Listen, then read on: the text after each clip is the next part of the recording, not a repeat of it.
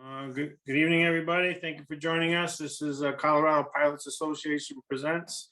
It's Monday, June 20th, and our guest today is Mr. William Snodgrass, aka Bill. And Bill and his family live in Wellington, Colorado. He is a retired software developer after 24 years. He is the owner of Colorado Sport Pilot. Bill holds a private pilot certificate as well as a Sport Pilot CFI. He has over 1,300 hours flying various aircraft, trikes, and ultralights. He is a member of the Fort Collins Levelland Pilots Association as well as Colorado Pilots Association. Bill was the EAA Chapter 515 president for 3 years, Young Eagles coordinator for 2 years, and Angel Flight West and Wyoming wing leader until this year. Tonight's presentation topic is going to be how to manage an emergency procedure. Bill was involved in this accident in northern Colorado in a light sport airplane, a Pipistrel Alpha Trainer. With that, I'd like to turn it over to Bill, and thank you, Bill, for coming on board and giving this presentation to our membership. Absolutely. And thank you for the invite and being able to present this. So I'm going to move my video out of the way so you can see me all, and I'm not going to turn it off actually, Brian, but I will just kind of move that out of my way there so I can see my screen. So this is obviously a picture of the accident afterwards and lessons learned in emergency operations. So I'll start this presentation. The first thing I want to say, a little bit of a disclaimer. I think I was just talking about this. So this accident has been concluded. However, I've not received the official report either from the NTSB or the FAA. I had to file a Freedom of Information Act to get it supposedly. And so I did do that, and they're backed up. But as such, there are certain details about the investigation that I will leave out, mostly specifically names of people that might be involved in some of the issues about it. But I will talk a little bit about the technical details about what happened inside the accident, as far as the accident, of course, and all that kind of good stuff. And you're welcome to ask questions. If I can't answer, then I'll have to defer.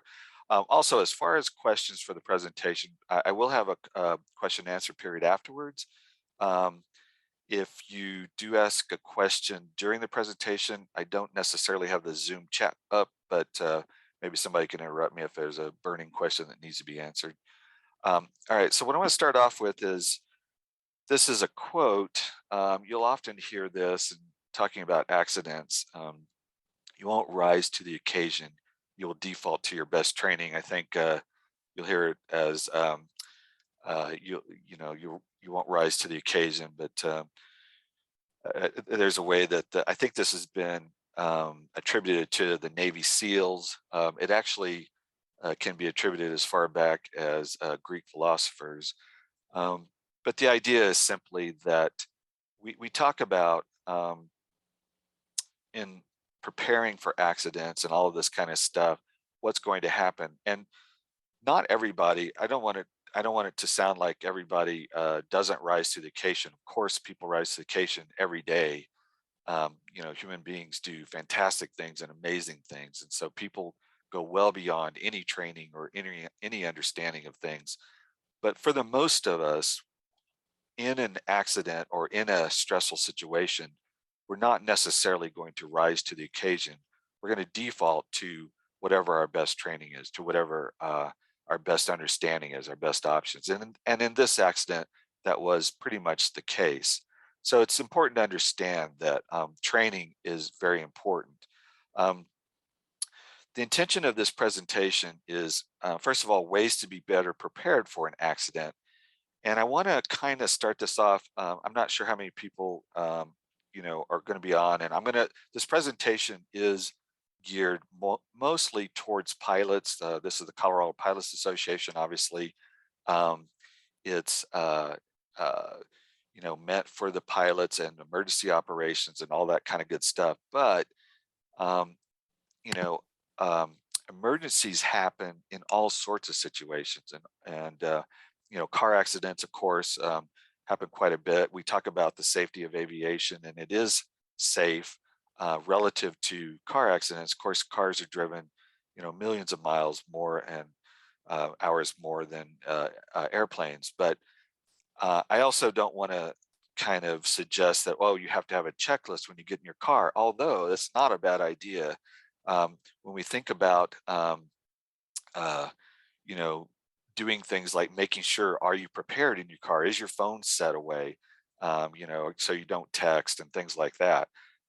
We don't necessarily need to run a checklist like you do in an airplane, but it wouldn't be a bad idea to be prepared so that if an accident, or be prepared not to have an accident, or if an accident occurred even in your car, do you have a medical kit or a way to be prepared for that case? So again, this presentation is more for the Pilots Association, obviously, but also I do want to speak towards the partners and spouses as well.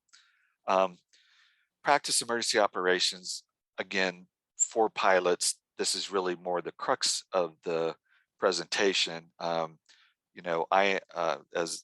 Mike mentioned, I am a CFI, and I'll talk a little bit about myself. Emergency operations are what we do teach, students that become pilots. And so it's very, very important, but I can't stress how much teaching emergency operations is going to help someone who doesn't necessarily rise to the occasion, but defaults to their training. And as you'll see, that's what happened with me. And finally, I want to mention this, not taking life for granted. The reason I put this into the presentation, as I was putting this presentation together for the Fort Collins Loveland Pilots Association here in Northern Colorado Regional Airport and the EAA Chapter 515 and a whole bunch of other people, a lot of those people are my friends, like Rick Turley, I know. And, I knew I was giving this presentation to people that I know and that know me and care about me. I don't want this presentation to seem maudlin or like sad.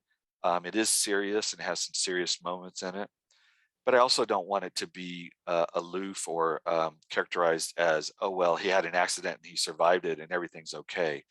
I am glad and I am grateful that I am here to talk about this presentation, but I really want to remind everyone that, not to take life for granted. It is only within a hair's breadth, less than an inch or something, that I'm not here to talk about this. The difference between what I survived and what could have happened was extremely close. So I mentioned this just so not to make it so serious, but also not to make light of the whole situation as well. So a little bit about me, as Mike alluded to, I'm 60 years old, married to Laura, my wife, for 10 years. I have 2 kids and a dog. That's my dog there, Bailey. He loves balls, of course. I was a software developer for 24 years, and I started flying out of Jeffco, or Rocky Mountain Metropolitan, in 2004. I am a private pilot, but I'm also a sport pilot certified flight instructor, so it's called a CFIS. And I was the Fort Collins Loveland Pilots Association newsletter editor, and then I was the EAA chapter president for 3 years, and then the Young Eagle coordinator, and then also the Angel Flight West Colorado Wyoming wing leader. And then I've been a member of Colorado Pilots Association for, I think, over 10 years. I haven't looked at less when I started that. Also the manager and owner of Colorado Sport Pilot, which is a little flight school that I have, and do some of that work there.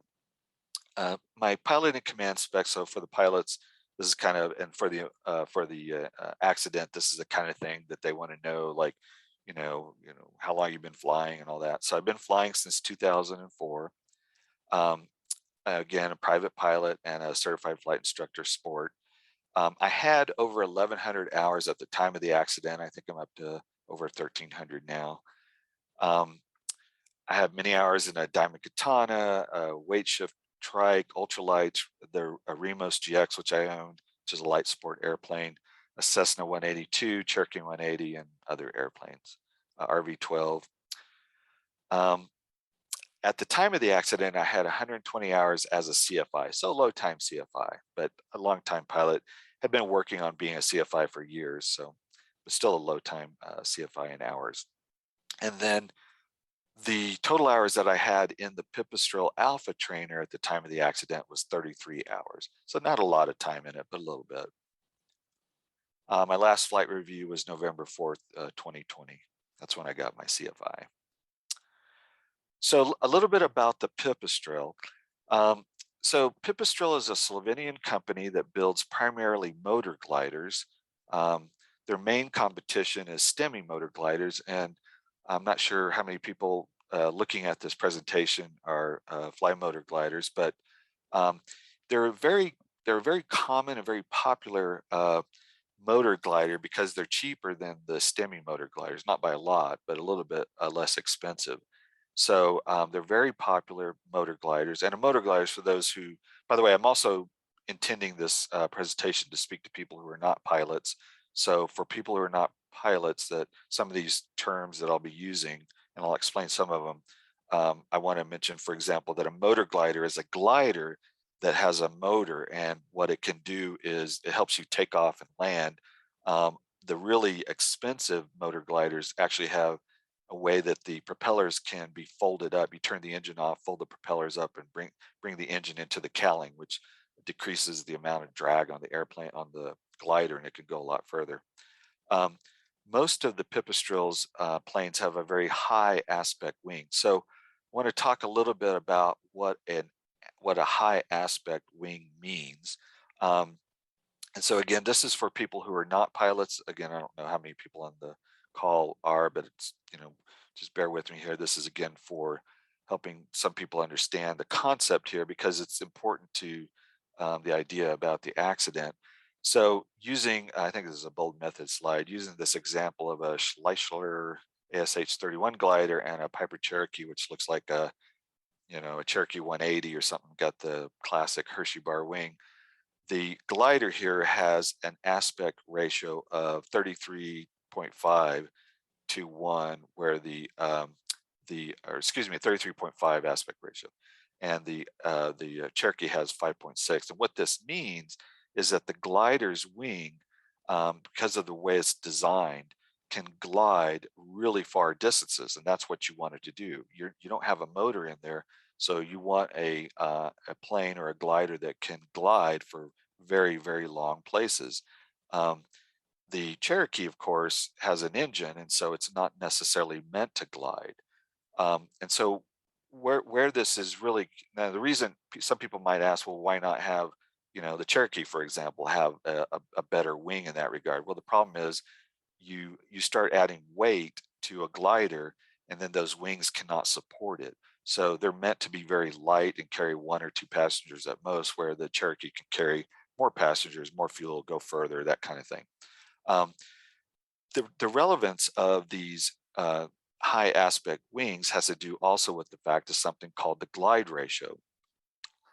What a glide ratio is the distance that an airplane will glide based on its altitude going down. So using this little chart here, which I got from the web, they're showing that for the amount of altitude that you go down, you will travel a certain distance. So for example, a Cessna 172 has a glide ratio of 9 to 1. Now, it's kind of interesting, this little picture here, I think that looks like a glider or a Diamond Katana, but it's not a Cessna, it's a low wing of something. But the idea of a glide ratio is that if I go down 1 foot, I will glide 9 feet out. However, we don't talk about ratios in single feet, we'll just use 100 feet. So in this example, which looks more like a Cessna there, if you go down 100 feet, this airplane will glide 900 feet out. So again, this is just for people who are not familiar with the concept of this, but in a engine out scenario, this is what the most important thing you have is to glide to some location that you want to land at. So the longer you can stretch your glide, the better off you will be. So the glide ratio for a Cessna is 9 to 1. You'll see here in a second some of the glide ratios of the Pipistrel, but like the glide ratio, some of the really long gliders is like 30 to 1 or even higher than that, 45 or 50 to 1. which would mean that they can go 50,000 feet to 100 feet down. So that means they can go miles gliding, which is obviously a nice thing to have if you don't have an engine. A little bit about the Pipistrel Alpha Trainer. So first of all, the Pipistrel motor gliders, they have these really high glide ratios of 27:1 and so on. For example, the Pipistrel Taurus glider has a glide ratio of 40:1. So again, that's like 40,000 feet to 100 feet and that's the picture here on the right is the Pipistrel Taurus glider. Then they make the Pipistrel Sinus or Sinus or Sinus. I never can pronounce it properly. A lot of people have this one. This is a very popular Pipistrel motor glider that people have. And then there is the Pipistrel Virus, which has a 17:1 glide ratio.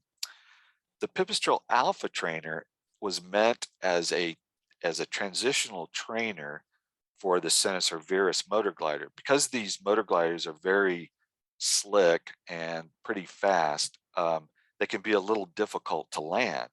So Pipistrel along the way decided to build a trainer version of their gliders that people could use to transition. So you would get training with me, for example, in the Pipistrel Alpha Trainer, and then you could transition to the Sinus or Virus. However, they also made them rather inexpensively, and back I think it was in 2018, they were advertising them for $99,000, which for a light sport airplane is very cheap. For a brand new light sport airplane with an avionics package and an engine and everything still would be very cheap. They don't make them, they're more than that now, but it's still a lot less expensive compared to like a brand new, Vans RV12 is 175,000 or something like that, the manufactured version. Pipistrel is also heavily involved in creating electric airplanes using the Alpha and the Virus as their base. They created something called the Pipistrel Alpha Electro, which was based off the Alpha Trainer, and it was the first certified electric airplane. And by the way, Textron, which owns Cessna or makes Cessna, bought Pipistrel just recently, about 2 months ago. And the reason they bought Pipistrel is because Textron wants to get into the electric market, and they saw Pipistrel as the best opportunity for that. Hard to say whether or not that was a good decision by both of those companies, but Textron now owns Pipistrel. There's a lot of rumors that kind of the reason Textron bought Pipistrel is Pipistrel also had a large military electric airplane market that they were marketing to the military to sell electric airplanes and drones and things like that. So that might have been part of the reason for Textron to buy them. Not to get too far off the subject, but electric airplanes, although still a great idea and concept, the reality of the technology of batteries is still not realized. So it's just not quite there yet, and it may be a few more years before it can get there. This is a picture of the Pipistrel Alpha Trainer, an example of one that I was in. This is not the one, but it's very similar. This is a light sport airplane.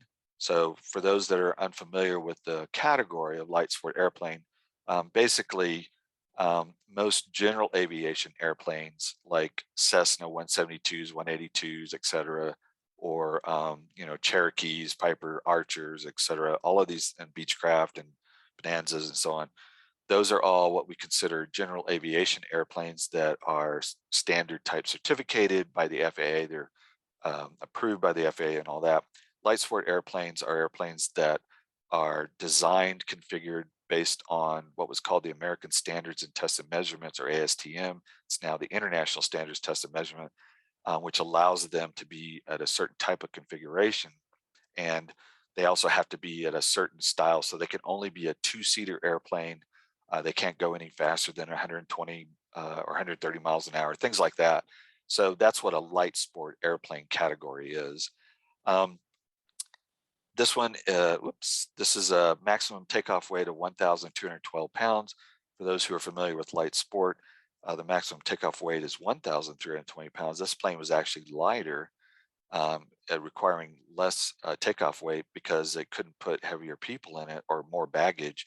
So it's a little lighter airplane. However, interestingly enough, I'll show you here in a second, this tricycle gear airplane, this has a Rotax 912 80 horsepower engine. Rotax engines are very common, very popular, very well made engine. Most of the light sport airplanes use a Rotax 100 horsepower engine. This one is actually the 80 horsepower though, so it's a little less horsepower. So this airplane has a lower takeoff weight and a lower horsepower. However, the service ceiling on this airplane is 18,000 feet, and that is amazing. And that speaks to the slickness of this airplane and the fact that it's very light and can go very high. And I think the 18,000 feet is just a limitation of the FAA. I bet it could go higher than that. It has a 36-foot wingspan, and like I said, a high aspect wing. This one has a 15-to-1 glide ratio, so not quite as much as the Verus, which is 17-to-1, or the Taurus, which is 40-to-1, but 15-to-1 glide ratio, which there's a lot of airplanes that have a 15-to-1 glide ratio. But my Remos GX, which is a light sport airplane, only has a glide ratio of 10-to-1. So a little bit different in wing structure and sleekness. 2-notch flaperons, again, for people who are on this presentation who are not familiar with that. That's just a way of saying that most airplanes have the ailerons, which help the airplane to turn or bank, but you have flaps, which help you land. And so usually it's split, and so you would add flaps as you're landing and your ailerons are still out there turning. But you can do something called flaperons, which is the whole aileron will curve down as a flap. So if you add flaps, it gives you the aileron's still in control, and it's considered a little easier to manage. It has more drag, but it's also less expensive and less weight because you don't have to have an additional flap motor and things like that. The stall speed clean is 42 knots, so really low stall speed. That means no flaps, and the stall speed with full flaps, 2 notches, would be 31 knots. So really low stall speed on this airplane. The best glide speed is 60 knots, and what that refers to is this is the best glide speed, again, for that glide ratio that we talked about. So if you wanted to get the right 15-to-1 glide ratio, you would do 60 knots. If you were to pitch up too high or to slow the airplane down, you would have more drag, and so the airplane would not make it as far. And if you were to point the nose and go faster, you'll just go faster to the ground, so you won't go as far. So there's a point where it's considered the sweet spot. For those in the know, the lift drag curve or whatever, the low spot, 60 knots. So best glide speed, 60 knots. Typical landing speeds for this airplane were 60 to 65 knots on final, and then 50 to 55 over the runway. This also has a ballistic recovery system in it, or a BRS. Pipistrel Alpha Trainer flight characteristics. So this is just to give a little bit of a feel about what this airplane was like to fly. It also kind of leads into my decision making on the accident.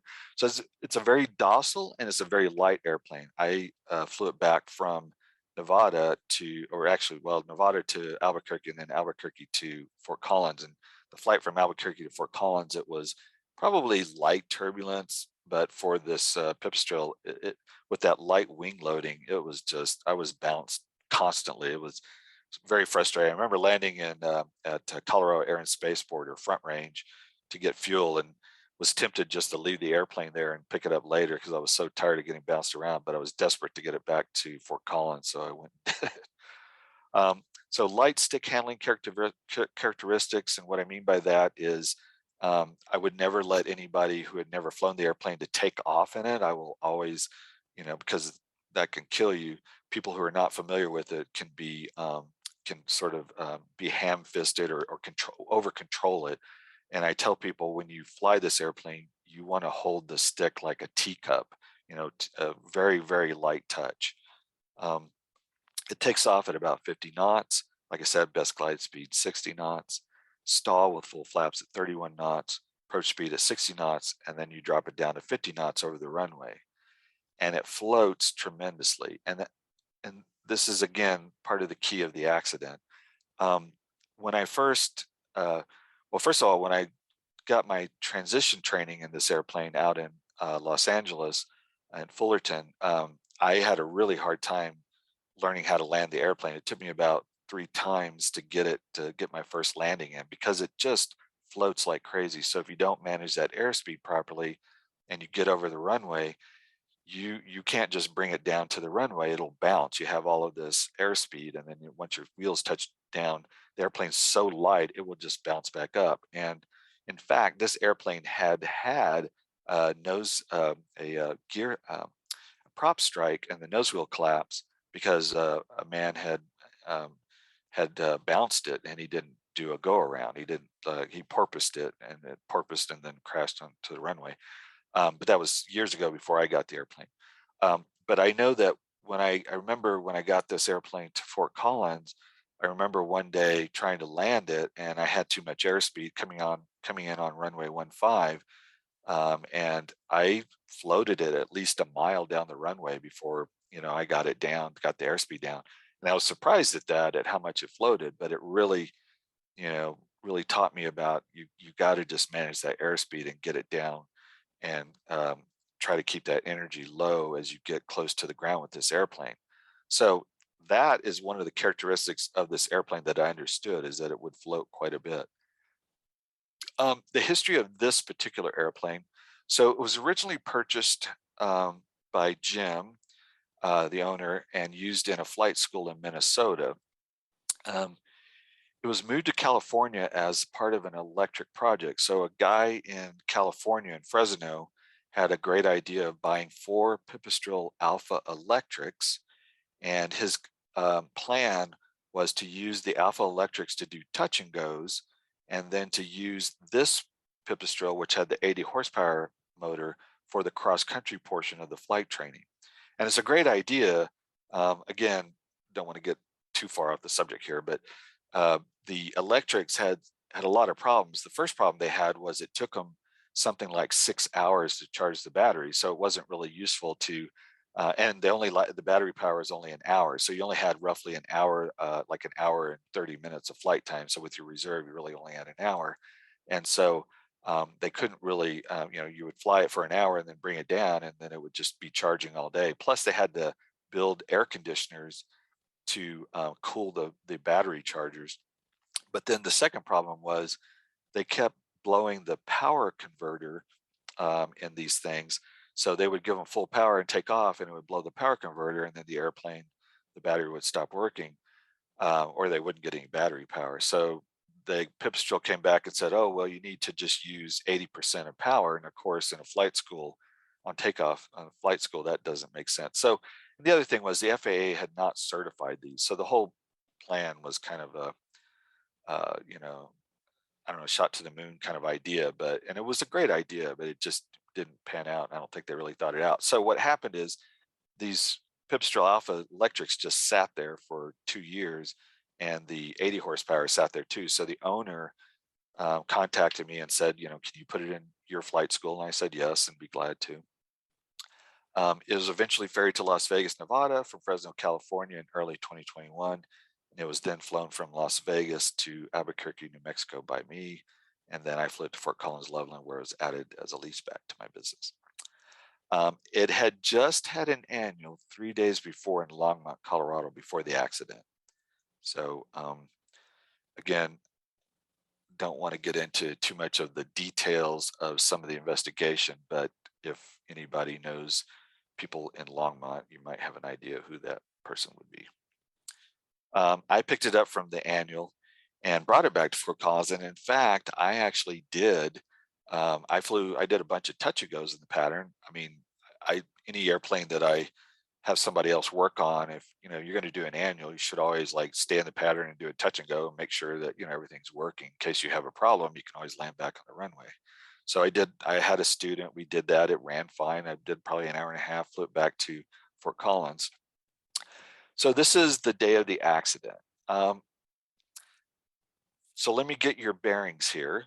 what you're looking at is basically northwest or kind of west northwest. Um, kind of hard to see. So the mountains are obviously out there. Long's Peak is just to the left of the image, out of image, and that would be to the south. That lake there is Cobb Lake, and Rick Turley knows where that is. To the north or to the right of the image would be Cheyenne, and you can't quite see it out there, but somewhat in the distance there is the town of Wellington, where I'm literally sitting right now.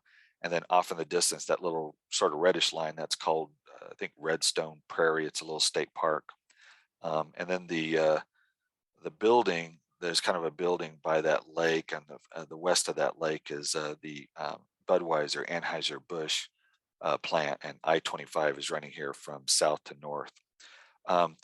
So we're looking out. So just to explain how I have all of this, the video that was taken, it turns out the owner of the airplane had I think it was a Garmin VRB, but I'm not sure, VRBO, but I'm not 100% certain what it was. But he asked if he could attach it to the wing, and I said, yeah, sure, I don't have a problem with that. And he had told me, I said, well, how do you control it? Because the GoPros you can control with your phone and all that. And he was like, oh, I just turn it on and leave it. I'm like, oh, okay. So it's out on the right wing, hanging down off the wing, and just pointed out. And he just like turned it on before we got into the airplane, and then left it on. Funnily enough, when after the accident, he came into the hospital, and we were debriefing, and I asked him, hey, the $64,000 question, which is kind of an underlying joke, because that's roughly what the whole value for his airplane was. But I said, did you have the video? And he's like, no, it didn't record. And I was like, oh, well, that's too bad. But then a week later, he emailed me and said, oh, I got it. It had reset the time to like 2001 or whatever. And so he did have the video. So I have a video of the whole thing, right? And audio as well. But so what you're looking at here is a picture that I took off the video. So again, this is looking out to basically the west and slightly northwest, the Front Range there. Wellington, and then Fort Collins is just off to the left in the image. Whoops, wrong way. The accident happened Friday, May 28th, 2021, so a little over a year ago. The weather was beautiful, as you can see. It was a spring, sunny Colorado morning. Not quite like the weather we've been having recent days. Light winds from the northwest. It was smooth air up to 7,500 feet. MSL, mean sea level. The takeoff location was out at the Fort Collins Loveland, or Northern Colorado Regional Airport, and the accident location was around this practice area northeast of Cobb Lakes. That big blue lake there is called Cobb Lake. This is the typical practice area that all of the schools go to.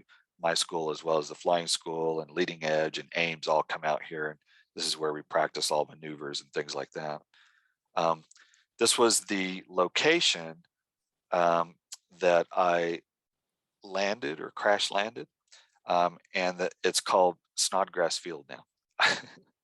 I don't know about you all, but I think if I have crashed in a field, I get to name it. That's just, no one has told me differently, but I think that's now my field, and so I will I will claim it. You'll see later in the video, the landing is basically going to go from north to south. So, and that white tank there I think it's a gas tank, like from fracking or oil tank. It's not a water. I don't think it's a water tank. But anyway, it's a little white tank there, and that little field that's running next to the green circular field is where I ended up doing the landing. The takeoff was at 9:57 a.m. from runway 33 at Fort Collins, and the landing at Snodgrass Field was at 10:41 a.m. Background of the flight. So Jim, the owner, had driven out from Minnesota on vacation a few days before, so he could fly his airplane. So he had contacted me through another friend and said, hey, can I just lease back your airplane here, because no one's using it. And I was like, yeah, sure. He had actually had it. He had had his own little flight school, or was leasing it back in Minnesota. So when it was sitting in California, it just sat there for about 2.5 years, and he was really frustrated. And so he knew some people in Colorado, and he had lived in Colorado previously, and he'd lived in Boulder. He hadn't been flying there though at the time. So when he got his airplane and then was leased back in Colorado, he was like, "This is perfect." He was intending it to someday move back to Colorado, and he wanted to be able to, have his airplane there and then fly it and all of that. So he took a week off of vacation, drove out from Minnesota out here to meet me. We hadn't met in person, although we had talked on the phone a bit, and he hadn't had a flight review. So he was a sport pilot, but he hadn't flown. He had flown a little bit in Minnesota, but not much. So he needed a flight review to be current. So the plan was to do, an hour of ground school for the flight review, and then have him fly his airplane. Um, uh, and so the ground school, which is quite interesting, I thought.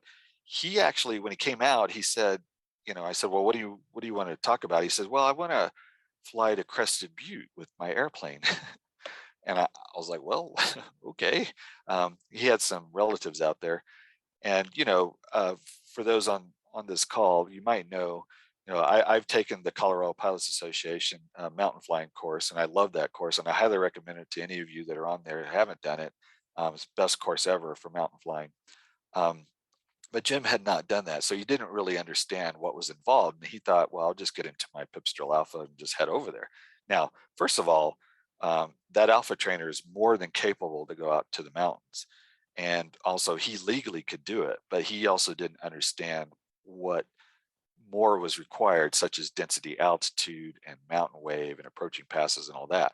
So I had decided that, well, we'll do a ground school about that. And after the ground school, he realized, yeah, that's probably not a good idea to take his airplane out there. So, he was happy just to fly around in the Front Range. And by the way, if there's any CFIs on here, I like to mention, you'll have people from Kansas come out and say, "Oh, I'm gonna learn how to go fly in the mountains, or go fly in the mountains and all that." And I'll say, "Well, you just flew into the mountains. You're here in the Front Range. This is mountains. I mean, we're not in the heart of the Rockies, but we're still dealing with mountain wave density, altitude, and everything else." Um, so the flight plan was to fly over to that Northeast practice area, have Jim get reacquainted with his airplane, and then do the flight review. Now, typically, when I do a flight review that I haven't done with somebody that I know, I'll do this sort of standard, steep turns, slow flight, power on, power off stalls, emergency operations, S turns, and touch and goes, that kind of thing. That usually is about an hour and a half of stuff that gives them the confidence in the airplane, and plus it's a good flight plan just to check all that stuff out. Um, so while flying out to the practice area, we talked about emergency operations, right? So I want to go back real quick here. I probably should change this presentation so it works out a little bit differently. But um, flying out here, especially so with new students or people who have not come out to Colorado and flown very often, when you talk about emergency operations, so, and again, this is more for the pilots, but also for people who are not familiar with this kind of training that we're talking about. um, you have to think about what can you do, where can you land if you have an engine failure, if something like that happens. Interestingly enough, for me, what I find is a lot of people pick these green circular fields. I don't know why it is. I mean, well, I'm sure it's because it's very obvious, right? People see them and it's like, oh, that green thing there is perfect. The problem, of course, with these green circular fields is that they're plowed in a circle. And so if you land on that, you're almost assuredly going to have your nose catch on one of the furrows, and the airplane's going to flip over. So Jim had actually picked that, and I said, no, that wouldn't be a good field to pick. So we talked about other fields, plowed fields and rectangular fields. People, by the way, will also say, and you'll hear this with students and stuff. Well, what about roads? Why didn't I land on a road? Um, the the problem with roads is, first of all, telephone lines or electrical wire poles and all that are usually next to roads. Not always, but most of the time, there's going to be some kinds of poles and stuff like that. It's unfortunate that in the United States we still put up poles and stuff, and we don't have it more underground stuff. But you know, even if the road is wide enough, you still have the danger of trying to get that airplane down between some poles, and you could catch the wires, and then that would, you know, cause a stall, and that would probably be fatal. The other reason why a road is not the best option is that the roads are usually curved so that water runs off of them. And if you don't get that landing centered properly, you'll end up going off on one side of the road or the other, and then, you know, you'll crash. Um, the other thing is that cars come out to roads. So cars don't come up to stop signs and go look left, look right, and then look up, right? So they're going to pull out, and you know, if a car pulls out in front of you, you know, you're not going to be able to, you might not be able to stop for it. And then finally, people jog and bike on roads all the time, and you do not want to hit you know, a biker or a jogger. And what was interesting when I was telling this story at the Fort Collins 11 pilots presentation, the road over here, which is the road that's next to where I landed, one of the guys said, you know, that he said, that's interesting that you said that. I was out there yesterday.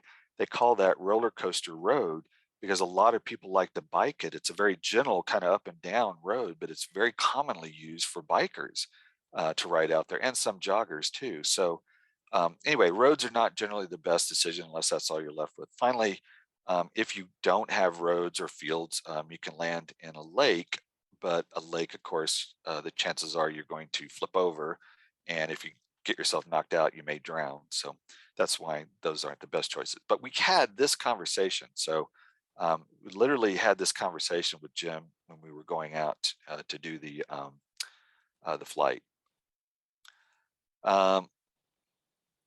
So once Jim felt comfortable with the airplane, which didn't take long, he was, you know, he had flown it before. So it was just a matter of him flying around and, you know, feeling the airplane.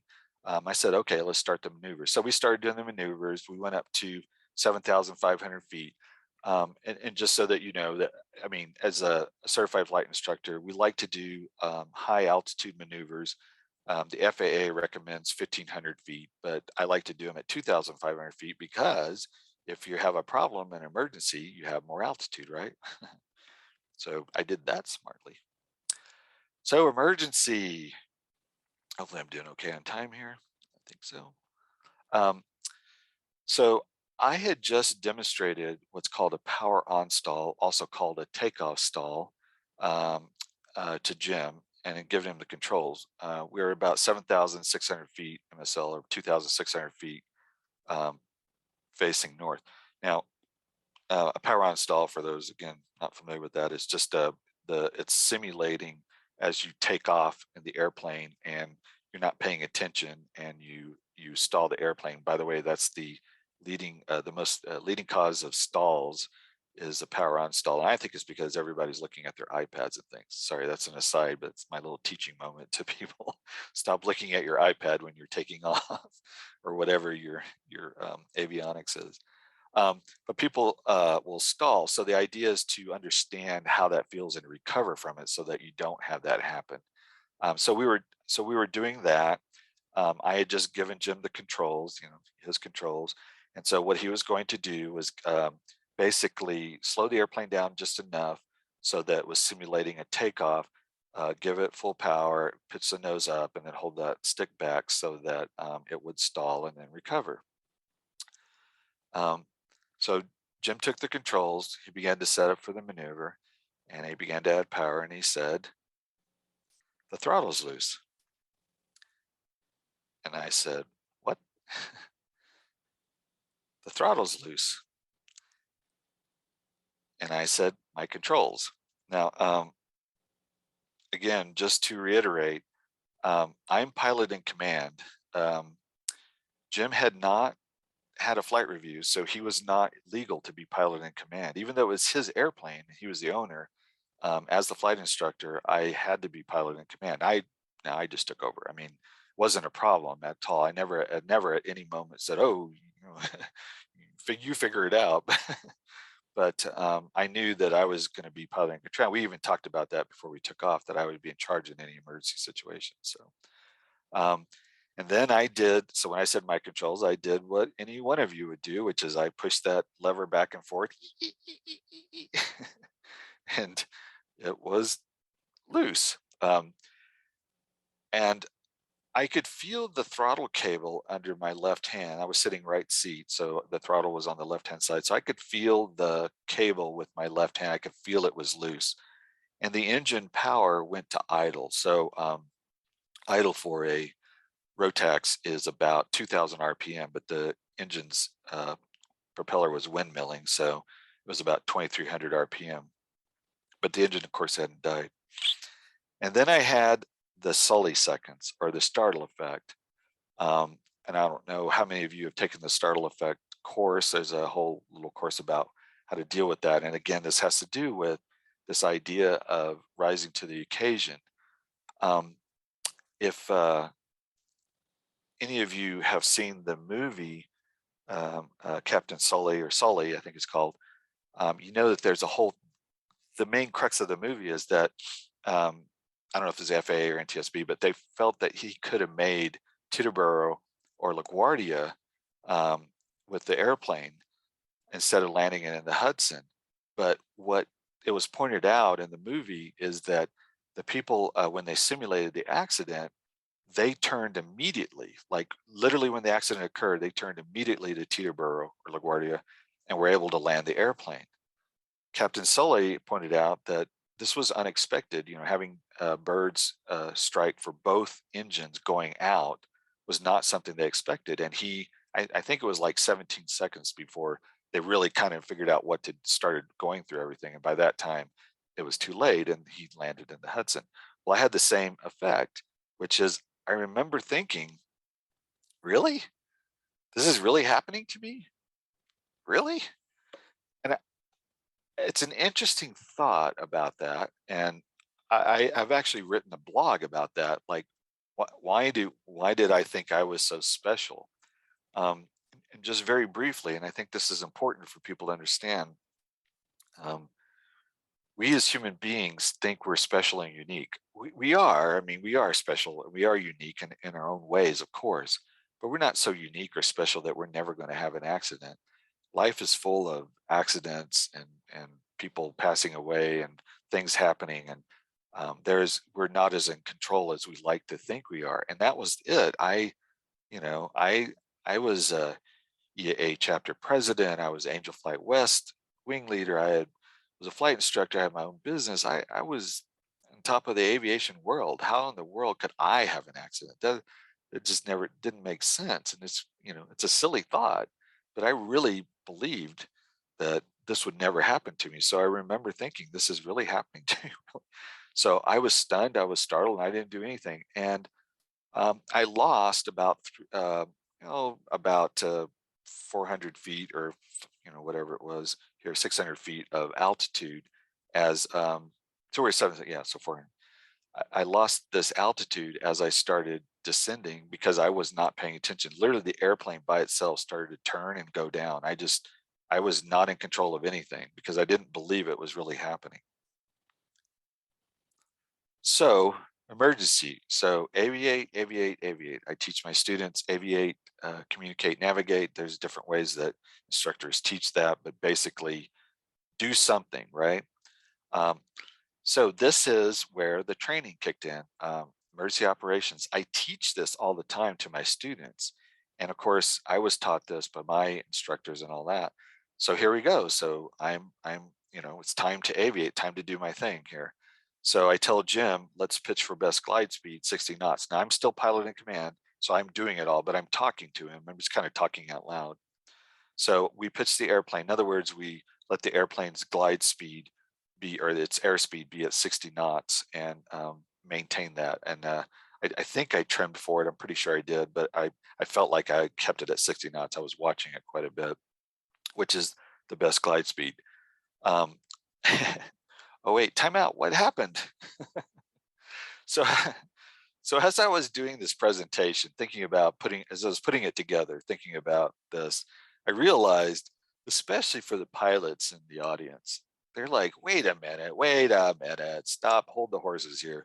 What happened? What really happened? Like, you're going through the accident part of it, but what happened? So of course I didn't know what really happened until obviously later, and even now I don't know the true story because again I don't have the actual report, at least what the FAA says what happened. Um, so what happened was that, well, the throttle cable inside the cockpit came loose. The throttle cable controls the carburetors for the Rotax engine. So first of all, this picture here, this is an example of a Rotax engine. Again, these are 80 or 100 horsepower engines. They're what we call a horizontally opposed. It's a 4-cylinder horizontally opposed engine, and that would be the propeller at the front there. And you'll note that it has 2 carburetors. Rotax engines, unlike like Lycoming or Continental engines, don't have a single carburetor. Basically, a Rotax engine is essentially 2 engines mated together. So again, these are very, very, very good engines, but it's a little different kind of setup. So what each carburetor is managing each side of the engine. And in fact, the biggest problem with the Rotax engines is keeping those carburetors synchronized. It's a big pain in the butt. But the way that it works is you have to have the throttle cable, instead of controlling one carburetor, which gives you your fuel and your airflow for your engine, it has to control 2 carburetors. So the way you're going to do that is you're going to have a cable, a throttle cable, attached to each carburetor, and then you're going to be controlling it from the cockpit. The way that that's done is, well, there's different ways to do it. So a typical way is to use what's called a sleeve or a connector or a Y connector. My Remos GX has, it actually has 2 throttle arms inside the cockpit so that each cable, each throttle cable is attached to a separate line that goes to a carburetor, so that if one of the lines, one of the cables went out for whatever reason, broke or came loose, the other arm, it's actually attached to a bar, a throttle quadrant bar, the other arm could push both of them together. So it's a redundant system to do it that way. That's a little more expensive, a little different. Not everybody does it that way. And in fact, most of the aircraft that use Rotax engines use this example here, which is a carburetor sleeve. And the way it works is a cable from the left, let's say, would be going into those 2, you see 4 holes on the left side of the sleeve, but you'd only use 2 of them. You put 2 cables in there, and then they go around that little brass connector, and then you take a set screw and you tighten the screw against the cable. Then on the reverse side, you'd have a single cable that's attached to the throttle arm that's going into the cockpit. So that's what would happen is the throttle arm, when you push it forward, it pushes this sleeve, this little slide sleeve forward. And so both cables go forward, and then the carburetors are open, giving full power. If you pull the throttle arm back, then it pulls it pulls the sleeve back, which pulls both cables back, and then both carbs go to close or go to idle. What happened was the throttle cable that was in the cockpit attached to this connector, and it's actually, this is not the actual connector for this engine or this airplane, by the way. It's actually something different, but it's similar. The cable for the cockpit came loose.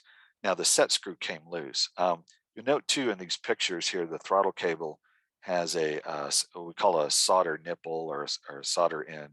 And all that is if the set screw were to come loose, the solder plug there or piece would maybe hold the cable and keep it from coming out any further.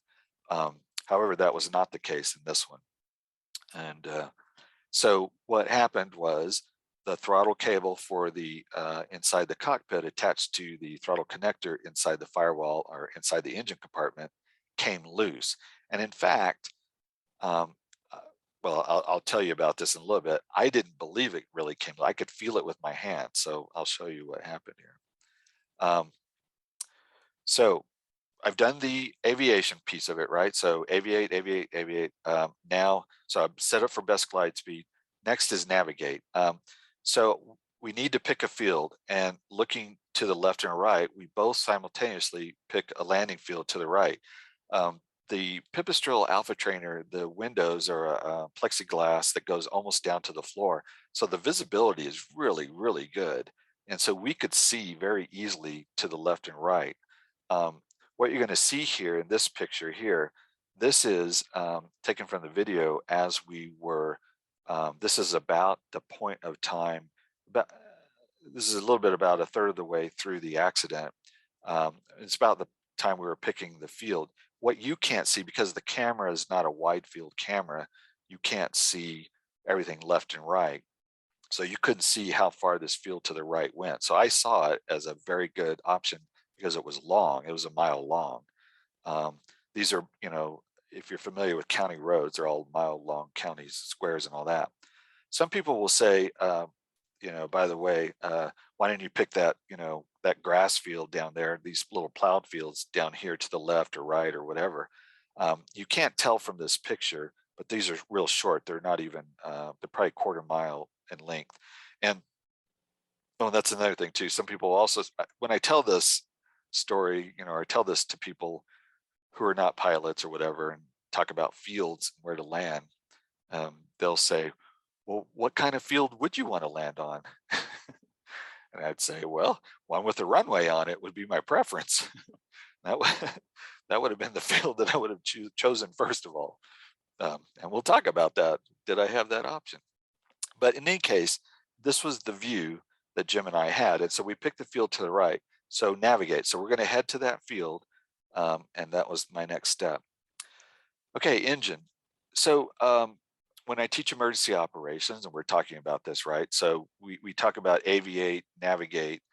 We also do communicate, but you want the engine to start. So in a true quote unquote engine out, where the engine just goes off, things like running out of fuel are very common.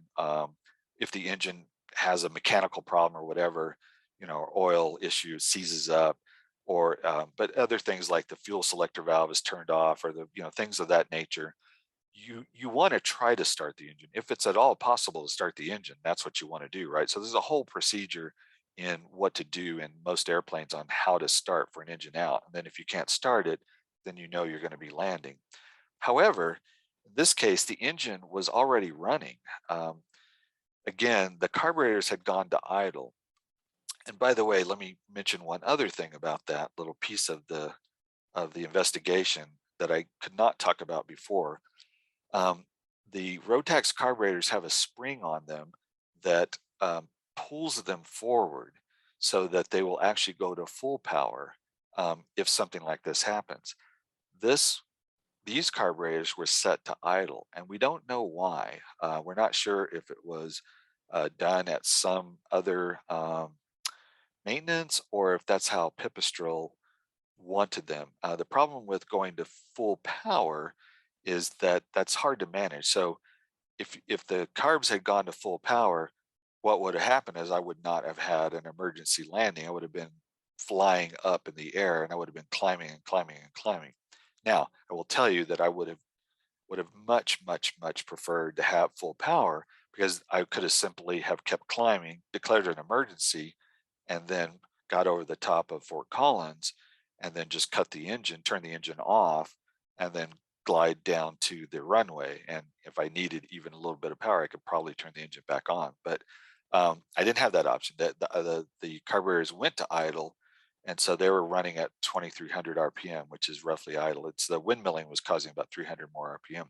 So we were thinking about, well, what could we do? And I thought about adding choke. I think we both talked about it.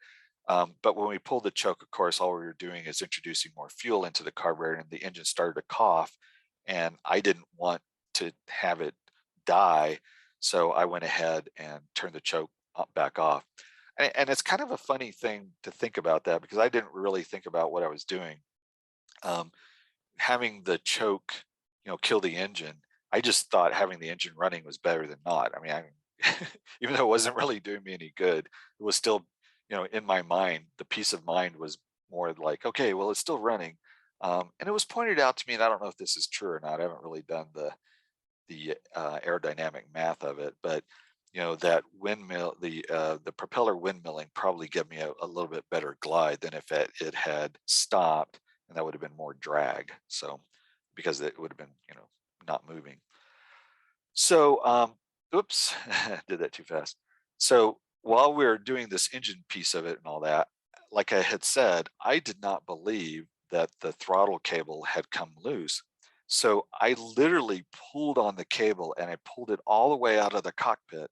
And I remember looking at it and I remember having this fantastical thought of sticking it back into the firewall and it just connecting like a Tim Burton movie, and just connecting back. I mean, I know that seems silly, but I really just didn't believe that it was come loose. And in fact, what you'll see in this picture here, so sorry, this is a little pre-notice of the accident, but that arrow is showing that cable where I pulled it out and I actually physically looked at it. And you can't quite tell in this picture, but you can see it's frayed at the end. So, I mean, that's what I did. I literally looked at it, was like, okay, well, I guess that's really is broken.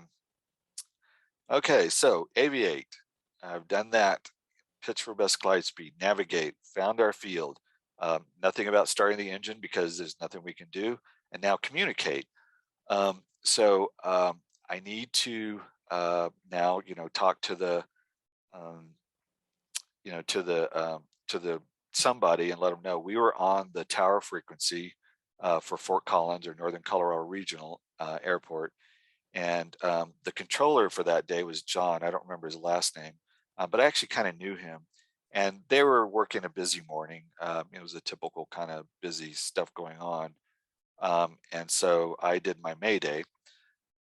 Now, Brian, this is the part I'm not 100% certain because I'm sharing my screen. I forgot to see if I turned on the audio. Oh, it should stay on, I think. So Yeah, it does. okay, so we'll just double check. Let me know if you can't hear it, if anyone can't hear it. It started right now.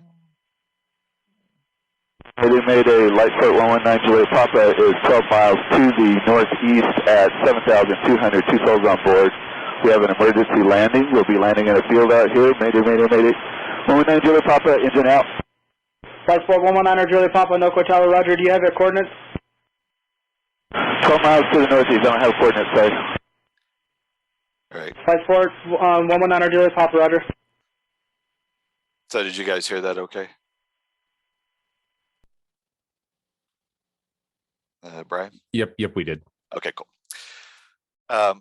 So made the Mayday call, and so first of all, the one thing I want to say about the Mayday call, so you heard John there ask for the coordinates. Now, when I gave this presentation to the NOCO group, I kind of disparaged the John for asking for the coordinates, and afterwards, one of the persons in the audience came up to me and said, well, I'm a retired controller and I just wanted to mention to you, like, what that was all about. So I felt really bad. So I apologize. I didn't mean to do that. But John is asking me for the coordinates. I didn't know this, but the controllers are actually trained to ask for coordinates, which makes sense, right? So, 12 miles northeast is one thing, but if you have the lat long, that will give you your, your exact coordinates, right? So having that is the best way for them to find out how to get some sort of emergency services to you. But I will tell you that unless you got a lot of time to get that information, that is really difficult to get. First of all, the GPS in this airplane was newer than the airplane I had been training in quite a bit. So I didn't quite know how to get a lot of things. It was a GPS Era 550 and it had a little bit of a touchscreen. So I didn't know how to pull up the lat longs on it. And I actually had my iPad with ForeFlight running on it, but it was sitting beside me. And, again, I have tunnel vision. I am very focused on this accident. And so, my iPad disappeared, everything disappeared. But later on, if you go hear the ATC live, that guy that has that YouTube video of it, you'll hear one of the flying school CFIs actually found our airplane. They're trying to have all the airplanes coming in to find where we're located, and they were trying to figure this all out. And so the one of the CFIs found it, and so John asked him for the lat longs, and so hold on a second here, someone's at our door and the dogs are barking. Apologize.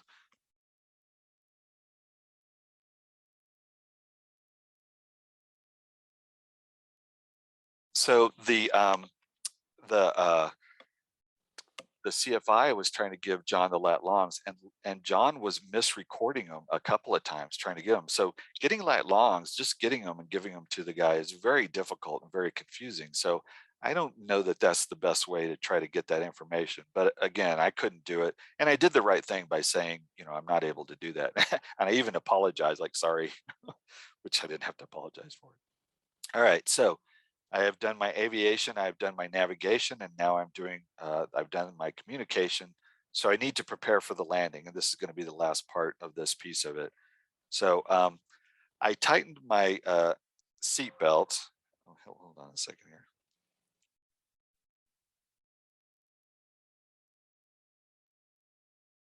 So I've tightened my seat belts, and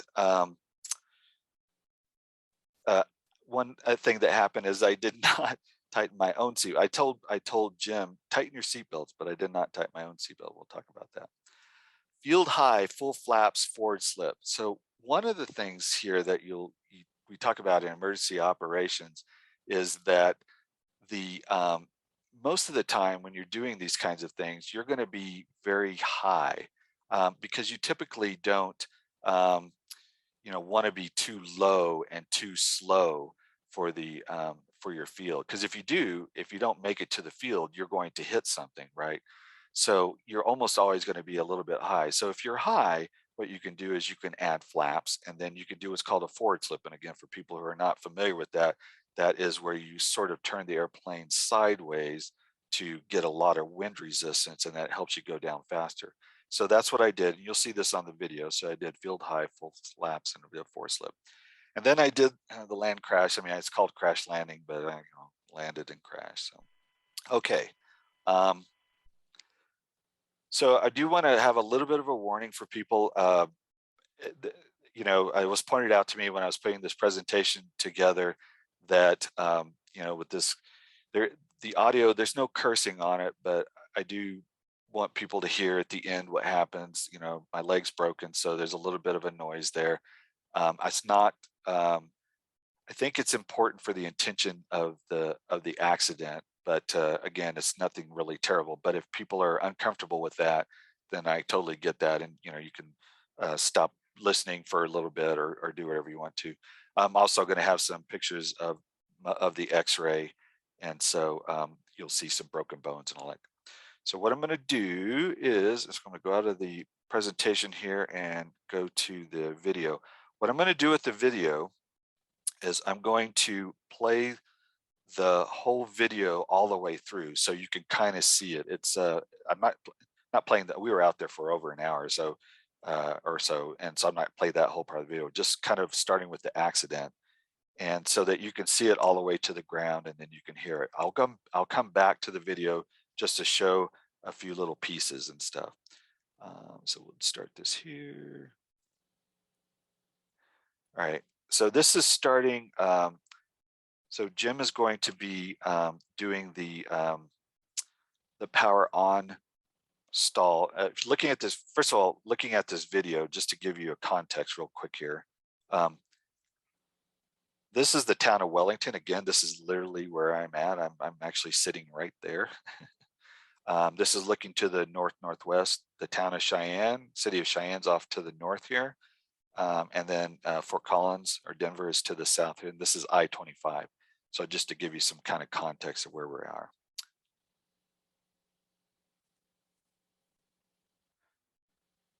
So as we start to face north, Jim he said, well, I'm at 7,600. Is that okay? I said, yeah, sure. We can do it right here. Sorry, the video is a little bit choppy. The frame rate's not doing really well, and I'm not sure if it's my computer or what. But he starts to do this, and that's about right here is where he says, the throttle's loose. I said, what? The throttle's loose. And I said, my controls. So the airplane, as you can see, is just slowly turning. And again, sorry, the frame rate's making it look weird, but it's slowly turning. This turn that's occurring is because I'm not in control of the airplane. I don't believe what's happening. I'm finally getting my senses about now. And so I began to start adjusting. I go into best glide speed. Again, there's the field off to the right. And so we had already picked that.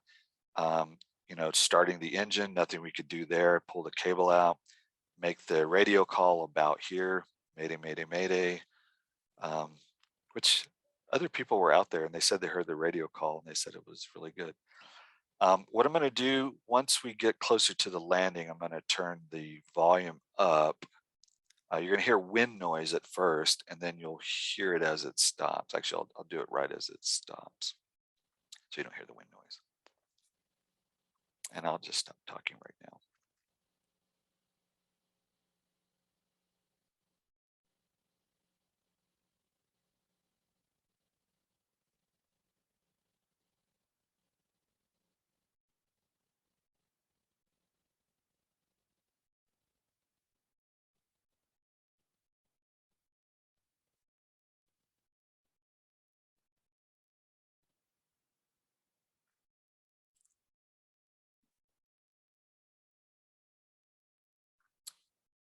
That's the field there.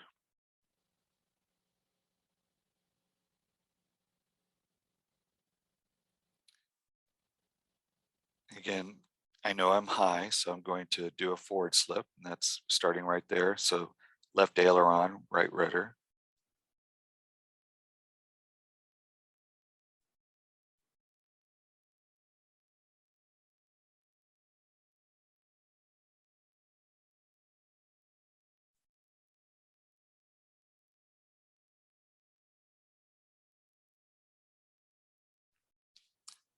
And this field was not as flat as I thought it would be.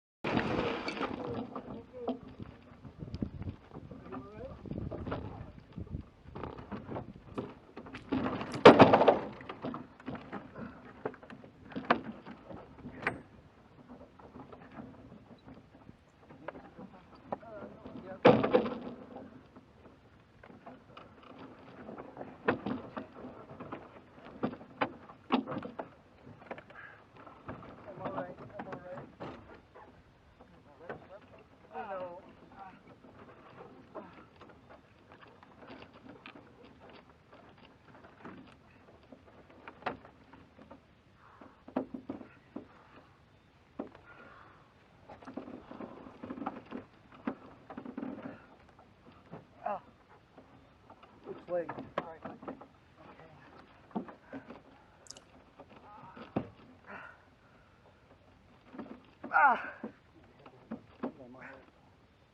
so sorry, Jim. Oh, it wasn't your fault. I don't know. I couldn't slow it down enough, and I was afraid I was going to hit that road. Your foot's a little twisted there. Your leg is broken. Hold it. Okay, don't move it. I just got to see if it's bleeding here.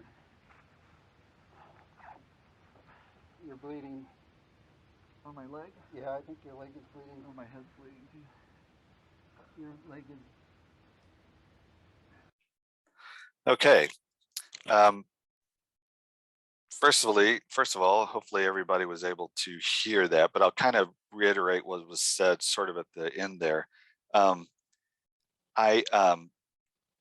So what happened was Jim, first of all, Jim said, "I'm okay, I'm all right. I just bumped my head." We were upside down. He was hanging from his seatbelt, and he actually said, "I can't get out of my seatbelt." And I said, "Well, unclip it, undo it." And then I was getting out. I knew my leg was broken before I even looked at it, but and I had that ridiculous thought. I don't know, it was just ridiculous, but I had this ridiculous thought like, oh no, I've broken my leg. And I was so proud that I had not had a broken leg in my entire life, a broken body part, bone in my entire life. So I was disappointed that I had a broken leg. I remember having that thought, just ridiculous. And so then what you hear me say is that I'm apologizing, but I said I was afraid I was going to hit that road at the end. So I'll talk a little bit about that. I want to stay on time here. So, oops, wrong screen there. Let me. So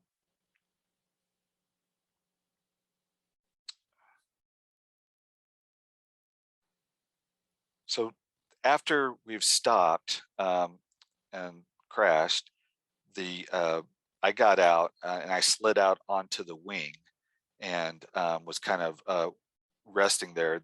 Had a little bit of a pillow that I used to sit on, so I was resting on that. The first person to respond was a fireman, and I don't know what the deal is. And I tell people this, but it's just crazy that the very, very first person that responded was a fireman. It was I think it was a Wellington fireman.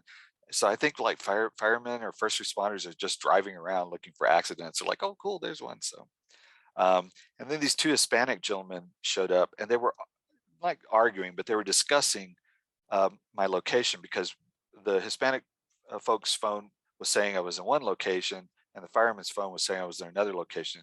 So they couldn't figure it out. Eventually, the fireman triangulated off his phone the location where I was at. A Reach Lifeline helicopter from Medical Center of the Rockies was dispatched.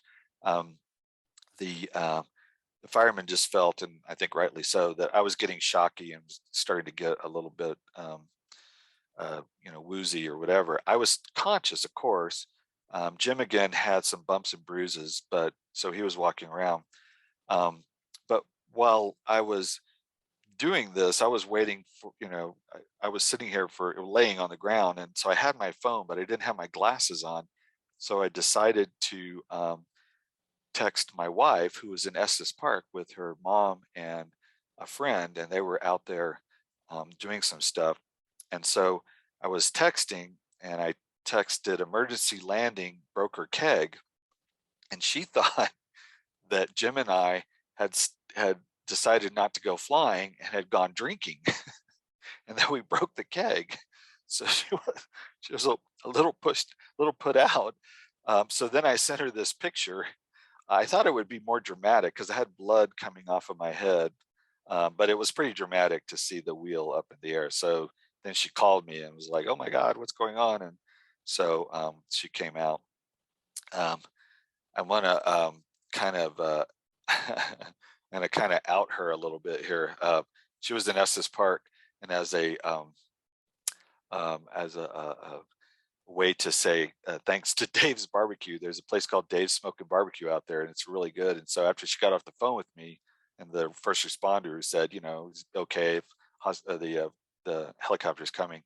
After she hung up the phone, they had planned to go to this barbecue place in Estes Park, which is really nice. And so she looked at her mom and said, "He's okay, right?" She was like, "Yeah, I think so." And so they went to Dave's Barbecue and got barbecue. And then, they took it to go, but still, they didn't come right over. So testimony to Dave's Barbecue. When the paramedics finally got there, my blood pressure was too low. So they gave me morphine, and they couldn't give me morphine because my blood pressure was too low. So they gave me ketamine. And that didn't know anything about ketamine, and that was a crazy, as bad as the as bad as the emergency was, the ketamine was just wild. So I want to talk a little bit about the force of impact, because this is one thing that I had not even really thought about. This was and I teach this now for sure, but we talk about emergency landings and we talk about landing in fields and all of this kind of stuff. But the truth of the matter is that it's the force of impact of anything in a car accident or anything that you're dealing with is what's going to hurt you. And so I used a car crash simulator, and I don't know how accurate it is. It's been hard to kind of find the right exact amounts of numbers, because basically if you took my airplane at 1,200 pounds, my speed was between 45 to 55 knots, so 50 to 60 miles an hour. And the distance that it stopped at, and you can see it from the video, it stopped pretty quickly. The nose wheel caught, and the airplane's propeller hit the ground, the engine pushed back. The amount of force, though, to either break or bend the airplane's engine off its mounts and push into the cockpit, I calculated as something like 20 tons of force. So it's a huge amount of force. So in an emergency operation of any kind, whatever you can do to lessen the force is what's going to save you more than anything. You know, they talk about people who have emergencies into trees, and that energy by running into trees slows them down so that they're not going to hit something at a greater speed and have a greater impact. Jim, whoops, sorry about that. Jim had bumps and bruises. I had a broken tibia, a broken fibula, a broken ankle in 3 places, and a fractured left foot and a minor cut on my head. Here are some pictures of the accident. So this is obviously it upside down. That little pillow there was what I was resting on. This is looking into the cockpit. There's the oops, my finger keeps pressing. There's the cable, the throttle cable that I pulled out. That's looking at the engine. You can see the engine pushed into the from the cockpit into the from the engine compartment into the cockpit. Beagles is the ones that picked it up. So this is somebody from Beagles. Poor little Alpha Trainer. These are pictures of my leg. This is a picture of it. It's my right leg before they did anything to it. So you can see that the break was pretty significant. They call it a butterfly break, and so it's, you see the butterfly break there, and the fibula. This is obviously after they put the hardware in. So now I have a titanium rod in, and I have screws, and my leg is healing. It's doing much better. It's taken a while to heal. Turns out I'm not as young as I used to be, so need more calcium. Okay, so things I did well. I did not panic, and again, I think this is kind of a interesting thing you have to think about. I'm not saying that there's anything wrong with people panicking. Everybody has a different response to anything. So we all have a fight a response. And I did not panic in this case. And I think that's one thing that I did well. I did pitch for best glide speed. And, I knew to do that. I picked a field and I committed to it. And the reason I think this is something I did well is I remember during my training, I would try to pick a field. My instructor would say, okay, you have an emergency. And I would try to pick a field, and I would look to the left and look to the right and look around. And by the time I was done, we were almost down to the field, and he'd be like, just pick a field and commit to it, And so did that, made the Mayday call. Like I said, I think Mindy Harris was out there, and she had heard it, and she told a mutual friends of ours, she said, yeah, it was a good Mayday call, which is good. I asked Jim to tighten his seatbelt. I didn't tighten mine, but he tightened his seatbelt, and so that helped him, I believe, to some degree. And then I made the field. So I picked the field, and I wasn't too low. I didn't stall. And then I landed, sort of. So I want to, oops, yeah. So I want to talk a little bit about what happened after the accident.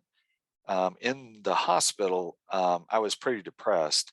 I had, I'd had a number of things happen. It took forever to get my certified flight instructor because of COVID. And so I started it in January of 2020 and didn't get it till November because of designated pilot examiners, DPEs, a whole bunch of other things. And by the time I got the business going and was doing flight instruction, I had actually had a hard landing with one of my students in the Remos. I wasn't able to get the controls, and she dropped it in, and it broke the wheel a little bit. And so I had to get that replaced. And in fact, I had told Jim, I guess I'm going to be using your airplane more because the wheel was broken. So after having this accident, I was really frustrated. I was mad at myself. I was disappointed that I almost hurt Jim, that I had destroyed his airplane. I was really questioning everything. I just didn't know, did I want to continue to do this? And I remember just thinking, excuse my, I just remember thinking, forget this. I know being recorded, Brian. Just I don't want to do this anymore. And so I was very upset and frustrated. And while I was in the hospital, my wife, bless her soul, said, look, you're getting healing help here for your leg and stuff. Why don't you talk to someone there? So there was a social worker, and I talked to her, and she doesn't know much about airplanes and all that, right? But she knew about accidents and gave me some good advice about trauma. Um, and I remember talking to one of my friends, and he gave me some kind of funny, good advice, which was like, shit happens. And here's the thing about that. It seems kind of silly, but honestly, again, life happens and there's no reason why it happens to you or not. And so, you survived it, things happened. And so, don't, make too much of it. But the best advice I got was from the FAA investigator. His name was Joseph Chavez. And so I was telling him about, I was doing the investigation over the phone. And I was telling him what happened. And I was sort of getting a little bit of a pity party, oh, I should have done this. And I wish I had done that better and all that. And he said, you did your job. And it was like the FAA manual talking to me. It was weird. It was like it stopped me. And he said, you did your job. And I was like, he said, you protected your passengers and you protected property. And I was like, oh, that's right. We pilots forget that the whole reason you do the pre-flight before you go places is to protect your passengers and to protect property. Obviously, the FAA doesn't want you to kill yourself, but if you're taking passengers, your whole thing here is to protect them, to take care of them. And that's what I did. I mean, obviously, Jim had some bumps and bruises and his airplane was destroyed. And it wasn't, the landing that I would have wanted, but it did my job. And so that really helped me a lot. It really helped me think about what I was doing and how I had handled this. What might have been done better? So Yankee Field, could I have made it? So for those that don't know, just like all around Metro and, Front Range, there's all sorts of small airfields out there, right? So there's Kelly Airfield out there. There's Kellogg Airfield out here. There's Yankee Field, Russ International, Burnham's, and then, much more. There's tons of little private crop duster fields and all that. And again, like I said, when I tell people about this and they say, what kind of field would you like to land in? I'm like, oh yeah, a runway. So Yankee Field, which is a common field out here in this Northeast, in this area, is one that I could have possibly landed on, or could I? So again, this is looking to the west-northwest. This is before the start of the accident. We're flying to it. So I just took this picture to give it a kind of a view here. So Yankee Field is right there. That red line is Yankee Field. And at the start of the accident, I was located here. It's a little representation, about 7,600 feet, but facing to the north. So could I have made Yankee Field? I'm pretty sure I could have. I could have made it if I had turned around right then and there and headed to it. My with a 15-to-1 glide ratio, I think it would have been more than enough distance. I think that's only about 2 miles. If you look at those squares, maybe 3 miles, that I would have made it to the field. And it certainly would have been worth trying for. There's a lot of browner fields out there I could have landed in. But the problem is with this thinking, and when I looked at it and really thought about it, I did not know where I was. I mean, I did not make a decision on where to land until we were turned to the north east. So by the time I had turned to the northeast, Yankee Field was well behind me and I was already descending. So if I had the presence of mind to try to pick Yankee Field, I might not have made it. I would have been further away, and if I had turned back and come to it and then had not made the field, then I would have ended up landing in something that I'm unsure of, and that's more dangerous. So picking that field wasn't an option after I had gotten my wits about me. But if I'd made it right then and there, then that would have been, then yeah, I probably would have made it. 7,600 is what I was at. What might I have done better? So iPad with ForeFlight, I did have my iPad, and I could have pulled my iPad out and maybe got lat long or seen where Yankee Field was. Again, with the Aero 550 that was up, I couldn't quite tell where everything was. So using that would have been a nice thing. Use my passenger. I did talk to Jim about a few things, but I didn't really include him. I was, again, so very hyper focused that I just, he was almost invisible. Use a checklist. So there is a checklist in this airplane, but it had a weird thing, which is that the checklist was in the POH, which was in a cubby in the front. So to get to the emergency, you had to pull this booklet out, find it, and get to it. Something I've always done in any airplanes that I fly in is I make a emergency checklist that's very easy to grab. And it's a one sheet laminated sheet. I hadn't done this for this airplane, and it really needed one. So that would have been nice to have, because then I would have been able to look at that and say, okay, did I miss anything? And there might have been something that I missed. There was something that I missed. However, talk about it, the BRS. Now, I went through that very quickly at the beginning of this presentation. I was wondering, I didn't see a chat window come up and say, hey, wait a minute, why didn't you pull the BRS? So for those that don't know, again, that might be on this call, a BRS or ballistic recovery system is basically a parachute for an airplane. This is, I think, is a Cirrus with a BRS pulled. The idea is that you have a rocket attached to a parachute, and if you have some sort of problem, you can pull a trigger that shoots the rocket out of the airplane, and then a parachute's pulled out, and now the airplane will come down on parachute. This airplane had a BRS in it. However, one thing Jim and I talked about later is that would we have used it? And I don't think I would have, because I thought I was going to successfully land in the field. I was convinced that I would have no problem landing, and I did get to the field and I did land on it. It just didn't get quite the result that I wanted. But I will tell you that after talking to the NTSB examiner, she said, people do not pull these BRSs enough. It would just, because you're going to come down at 20 knots or 30 miles an hour.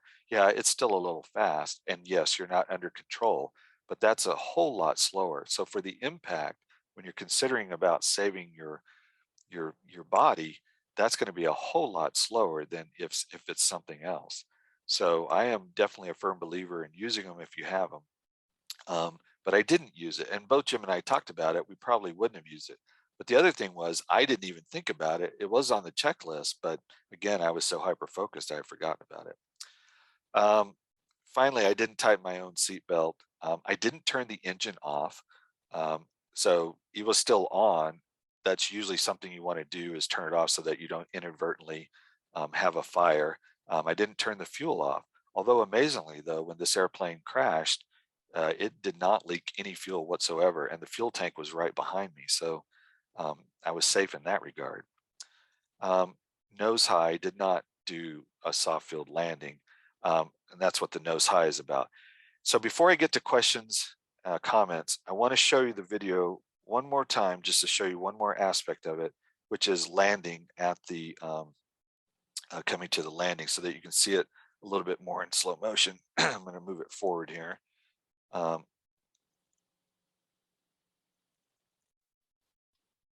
Because again, this is for yourself. What would you do in this kind of situation, right? So this is coming in just to, again, to reorientate yourself. I'm facing to the south. Fort Collins, you can see Long's Peak off to the right, image there. So Snodgrass Field is directly in front of me now. My intention is to land on that light green space, not where the green circle is.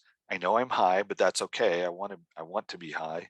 And then I'm just going to do the slip and come down to it. But remember that I was talking about how this airplane floats. So if you look out into the distance, you'll see a little bit of trees, like right about here. That's the end of the road. So that's a mile out. But for me, I was very concerned that I did not want to get to the end of that and crash the airplane. And that's what you hear me say. And by the way, there's a fence line right there. That's what you hear me say. I don't know if you can see it. There's fence poles right there. That when I get down here, I do not want to get to the end of this field. Now, here's the thing. I'm pretty sure that I would not have floated it all the way down. And even if I had successfully floated it all the way to the end of that road, by the time I floated it down there, my energy would have been much slower. So I think that the airspeed that, or the speed that I touched down on as a rough, again, I didn't look at it exactly, but it's between 45 and 50 knots, is around 50 knots, which is, what is it, like 55 miles an hour or something like that. By the time I got down to the end of this road, the chances are I would have been closer to the stall speed of 30 knots or 40 knots. So there, even if I had gone off the end of the road, I still would have been much slower. But in my mind, I knew that this airplane floated, so I wanted to take the landing. But I can tell you, like from this image here, is about the point, I think a little bit lower is when it comes to me, where I realize, oh crap, this thing is not flat. This is actually a low spot here, a real low spot. And the rest of the field has all these little low spots here. And it's also slightly tilted to the right. So when I see that, I basically lose control because I don't know what else to do. I mean, I didn't expect, I thought it would be like Yankee Field. I thought it would be a flat runway.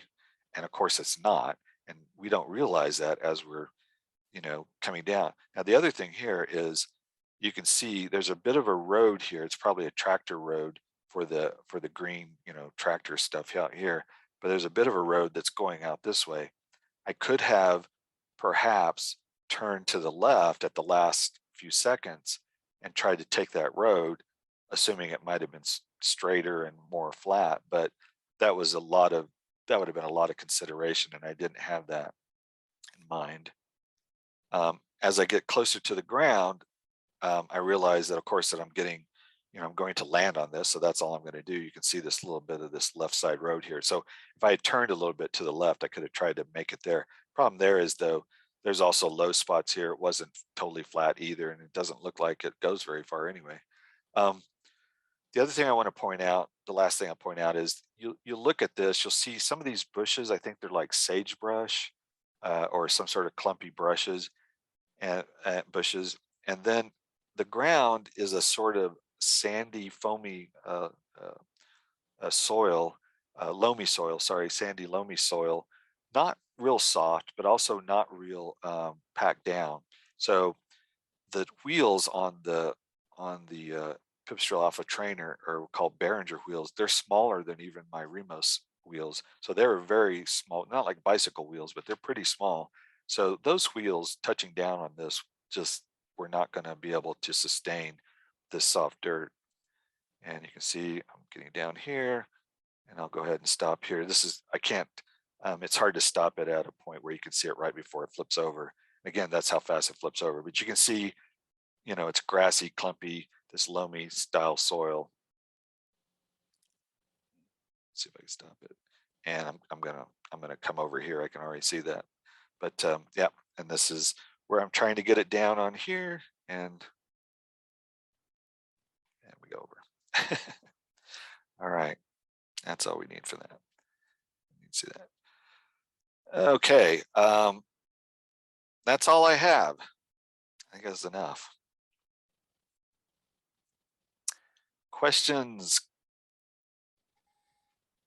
Hey, Bill, this is Mike Kaselniak. I was writing some things down during the presentation.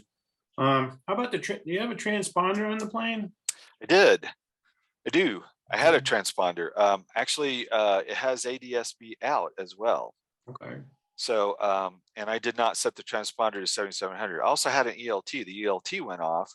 So, Okay. so it did have the ELT go off. I think it's the 406 megahertz ELT. The transponder was, I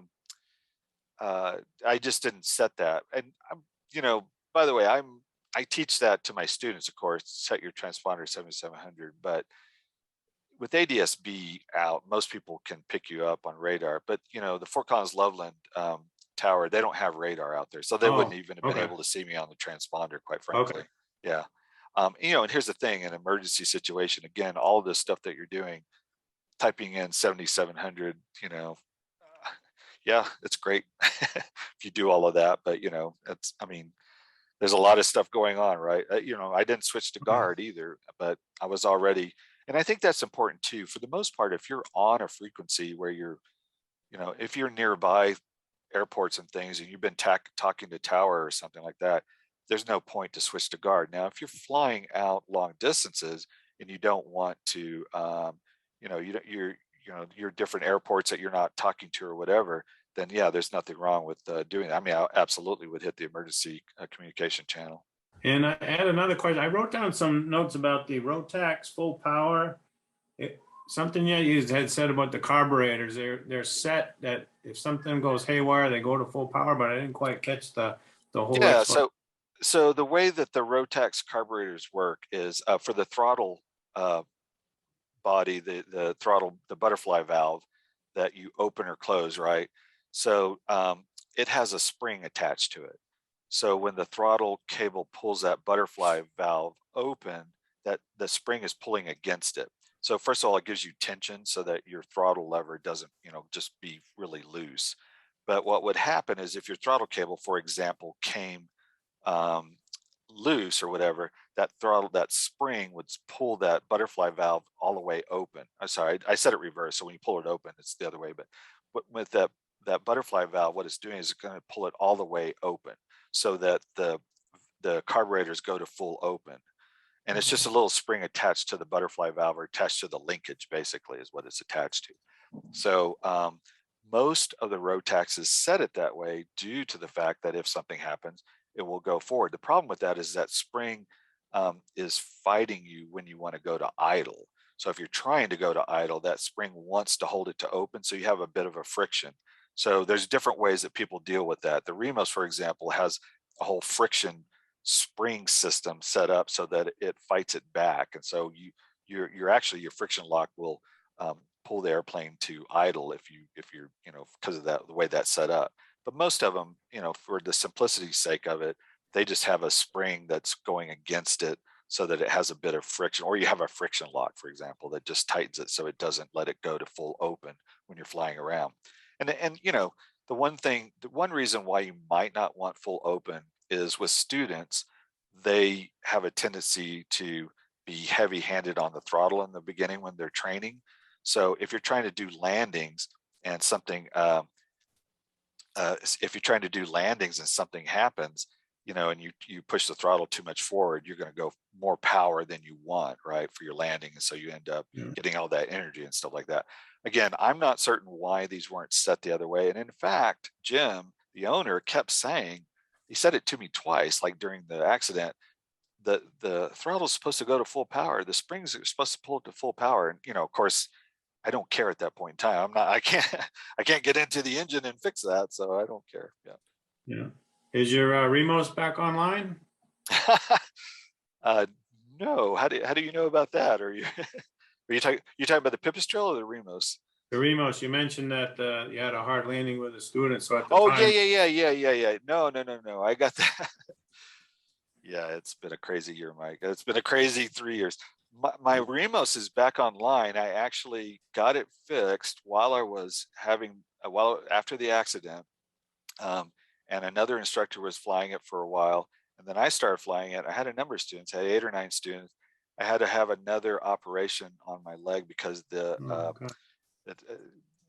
when you're older, you're not getting as much calcium, right? So the titanium steel was not forming well, so they had to put in a bigger rod. As a whole complicated procedure. Oh God. It was like witch doctor medicine, but it's healing better now. But because of that, I didn't fly in January of this year, and I got another 8 or 9 students started flying, and then just the reason I asked, well, how did you know about that, is just 3 weeks ago, maybe, I found metal in the oil of the Remos, and so it's down right now as I'm trying to determine what's causing metal. So that's a whole nother story. We don't have time for that, but yeah. So it is down right now. Okay. All right. I'll let other people ask questions, but that was great. Thank you, and You're welcome. get well. Wish you well. Hey, Bill, this is Brian. Hey, Brian. Um, I just kind of relived two different incidences that I went through. Right. I mean, you certainly know the one that I had with my sling or sting sport that I had. Yep. But I had another one that was it made me think of this because that one had the 912 on it as well. And one thing that was very interesting, this incident actually happened up at Fort Collins as well, and it was early on in my flying, so I was still, a fairly new sport pilot, and I came into Fort Collins and did a touch and go. Well, when I came off the ground and I pushed the throttle forward, I didn't have full power. It rumbled up to, I don't know, maybe 4,200 RPMs at the best. So I had enough power that I was flying, but not enough that I could climb or go anywhere. And there was a guy in short final behind me. So, I'm trying to be a nice pilot and get out of his way. So I just keep flying, and I was maybe 50 feet per minute coming off the runway. And, I couldn't do anything other than just keep flying the plane because the throttle was all the way forward.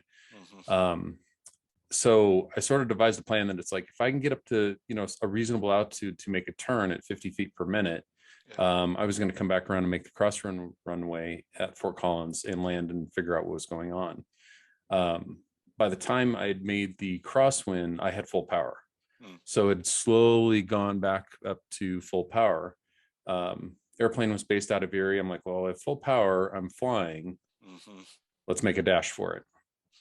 Which, that's mistake number 2 at this point. Right. So, and on the flight there, I was, trying to figure out, well, do I have any control over the throttle at all? So I was gently moving it back and forth just to see what was going on. I found that I couldn't pull the throttle back either. So the RPMs that I was at was what I was going to be at. So I came into the pattern at Erie, and on my downwind, I pulled the throttle back. It's still not coming back. And so I was like, okay, this is, I got this, not a problem. I flew the downwind to base to final. And as soon as I had the runway made, I just reached up and turned the mags off, or the lanes off, and dead stick the landing. When I got down on the ground, flipped the lanes back on, fired right up, taxied back to hangar. Now in the back of my head, I had this thought of what it was, because one of the partners in the airplane, who's also the mechanic, had told me about a similar incident he'd had just a week or two before. And what had happened was on the Rotex, there's springs on the carbs on both sides. Right. And he had one side of the springs break, and he had that kind of problem. So when I landed, I took the cowling off and find that the spring broke on one of the carburetors. He'd only replace the springs on the broken ones, and it didn't replace it on all of them. So that's ultimately common story, actually. Yeah. So I mean, your throttle. So the throttle thing on this, I was just sort of like, yeah, I've been there. Yeah. First of all, I'm sure it was a very a little bit of a what you call a pucker factor when you like turned the engine off and dead stick landed. I mean, I'm sure you did fine, but there's a little bit of like, okay, I don't have an engine now, so I'm going to come down and land. But so the Rotex, again, I'm a big fan of Rotex engines. They have done really well over the years. They get a good reputation. They last a long time. I know people have had 4,000 hours on their Rotex on experimental, of course. But the carburetors have been kind of the bane of them for sure. Adjusting them, getting them set properly, and all this kind of thing. And that spring system actually is kind of a weird thing. There's a whole service bulletin about how there's a little tiny plastic thing that goes where the spring attaches to, so that keeps, when it's vibrating, what's happening is when it's vibrating, that spring cracks, breaks, or whatever, and then the spring comes off. But that little plastic thing keeps it from vibrating. So anytime you do a carburetor rebuild, you have to replace that little teeny tiny plastic thing. If you don't, you can actually, have problems with your carburetor. So it definitely, was, again, if I had had my druthers, for sure, I would have loved to have had full power. I mean, all I would have done is gone up and then, call the tower and said emergency and then turn the engine off and treat it like a Right. glider, which it really was. The Alpha Trainer, very much a glider. So I would have had no problem landing. In fact, I think the biggest fear would have been making sure that I didn't overshoot the runway because that thing was just so, such a good airplane in that regard. But Well, you fix the problem long term by just getting a fuel injected system and you're done. yeah, right. Yes, exactly. Yep. Yep. Any other questions? It was very complete. I mean, I'm glad you Yeah. addressed the parachute question. Yeah. Um, Yeah. no. I don't know, when I do this presentation in front of people, right? What I do is I have like a giveaway. And if anybody says, wait a minute, you just went over the BRS really quickly, right? Because that would be the first thing, like, wait, you have a BRS and you didn't use that. But that's been, there's a lot of argument about that, by the way, too. A lot of people, there's people that believe if you pull the BRS, you're going to hit telephone wires or lines, electrical wires. Yeah, if the airplane catches on fire. So if the airplane is on fire, then pulling the BRS is probably not going to be good. That's for sure. But you're going to want to get down anyway. So, you're either going to come down on fire with the BRS burning off, or you're going to, be doing the spiral descent anyway. But the pulling it, I really had never thought about it until I talked to the examiner, and she had just pointed out that people do exactly what I did, which is you try to make these landings, and yeah, they're successful. I mean, I don't know I did try to look this up, by the way, and it's very hard to find in the accident database what the success rate is for an off-field landing, because what's going to happen is anything that was successfully landed, like yours, for example, Brian, did you actually file an NTSB report with it or anything like that? Some people do, but some people don't. They just get the airplane, take it out of the field and take it home and see what happened. So trying to figure out what the success rate is kind of hard to figure out. But I know people are successful landing, just like you did with Drew, landing the sling and into the field and all that. But there's also people that don't successfully do it and, flip over. That happens quite a bit. If you have a Cherokee 180 or a larger airplane or Cessna 182, you might have a better chance of not flipping over. Those are bigger wheels, right? And especially if you get Tundra wheels. But if you're and they're heavier. They're heavier, right? And so, of course, that's a lot more weight to manage. So if you do, flip over or have something, that's a lot more damage that can occur. But the lighter airplanes, light sports and all that, their wheels are not typically as big. So of course, they're not going to necessarily be able to catch those things, furrows. We're talking about like landing in a furrow. People talk about like landing in fields, right? A light sport airplane's wheels are going to be below a furrow. That airplane's more than likely going to get stuck or not even hit the field properly, and it's going to flip over. It's really hard to think about managing that. So we always think like, I teach my students, you're going to make a successful landing. And if you don't have a BRS, that's your only option. But if you have a BRS, yeah, pull it. It does. The airplane's just money. It's not your life. Why take that chance? So. Well, it's like the plane that I'm building right now. I mean, there is a BRS option to it. I didn't elect to do it. There's maybe 3 scenarios I can think of that I would use it. And, I've been in a condition where I had an engine out and I didn't use it. The plane was still flying. But, if the wing comes off, I'm going to be really sorry that I didn't put that on the airplane, or if the engine falls off, then that's another reason.